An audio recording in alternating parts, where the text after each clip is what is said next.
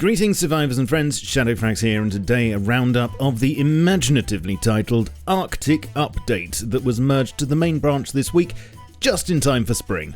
Or autumn, I guess, depending on where you are. And before I go further, did you know the Arctic suit was already sneakily shown to us nearly a year ago?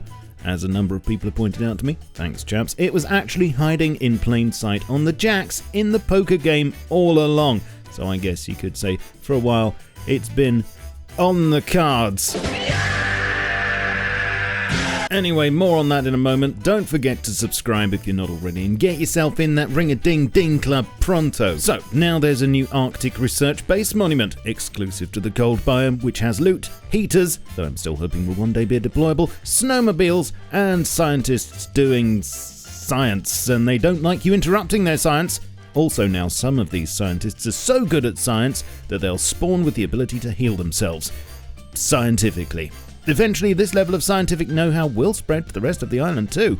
As we all know, no Arctic research station would be complete without its resident cuddly-waddly polar bears.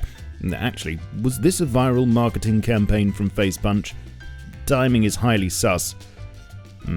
Anyway, polar bears are exactly what we've got now, in the cold biome at least, and the normal bear has retreated from the Arctic in shame and is less aggressive and has less health as a result. Oh, the same! To escape a polar bear, you need to either A, stay very still and hope the ground spontaneously opens up and swallows you, B, run away and hope that you're faster at running than someone else in the vicinity, or C, have one of these. A snowmobile spawns in one of the research base's garages behind a puzzle.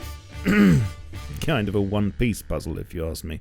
No, not like that. They can be driven on sand or snow fast, and everywhere else slow. The passenger can equip things, but the driver cannot. On the permanent store, there's now an Arctic pack, which includes not 2 skins, not 4 skins, but 3 skins, namely the Tamaha Snowmobile, which is actually a skin and not a separate snowmobile, the Ice AK, and of course the Arctic suit skin for the Hazzy. As mentioned last week, the suit skin has different stats and isn't pay to win at all. Actually, the stats have been subject to change since I showed it to you last week, and the trade-off is now greater. The suit's rad and cold protection has dropped further to only 33% each, but it's still a precedent, as this is the first time that reskinning an item actually changes its stats. Tell me what you think to all this in the comments, please. Hey, imagine if you could reskin horses to make them faster. Now there's a thought. Talking of skins, if you have the Arctic pack, to change the look of the snowmobile, you'll need a Spraycan, which is good because this is now a default item costing 100 frags to craft. You can reskin deployed items easily with it now, meaning it's a great way to look out of your door only when you need to, as long as you've bought the factory door skin on the store, or got the industrial door skin Twitch drop all those months ago. It won't necessarily let you look into other people's bases though, as you can't use it when building blocked. The other Spraycan functions, such as decals and painting, will come in a later update as they require a bit more tweakage. Quality of life next, but first I have a quick Rusty sponsor. Are you looking for new and exciting ways to help your Rust server stand out? CodeFling offers an incredible library with thousands of custom plugins, maps and monuments, as well as tools that make running and operating a server easier and less of a chore. The links to all of the files showcased in this video, as well as the CodeFling Discord, can be found in the description below. Now, there have been a lot of quality of life changes that have been building up and which have now flooded onto the main branch of the game. You can see the full list at the bottom of the dev blog, but here are some of the most important ones. There's now a hammer repair notice which shows how much is needed. The tool cupboard now actually takes tools and has 4 storage slots which will hold a hammer, building plan, hose and wire tool. The tech trees give more info on research costs and how much scrap you have, plus you can click and hold to unlock items. There are auto walk and toggle crouch keybinds, although only the auto walk can be set in the options at the moment.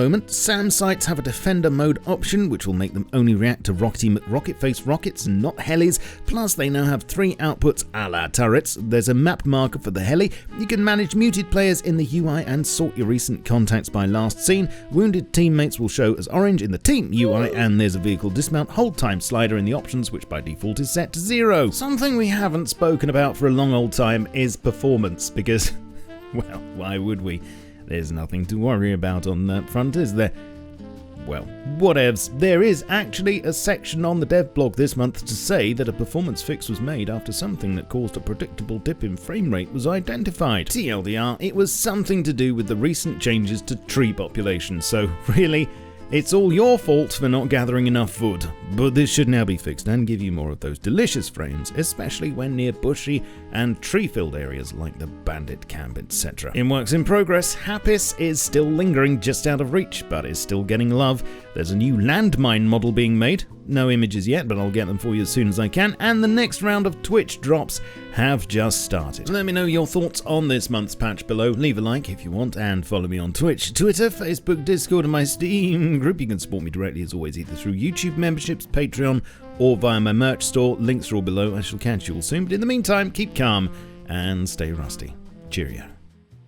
This video is powered by AWDIT's producer range of workstation PCs, available now at awdit.co.uk. All the same.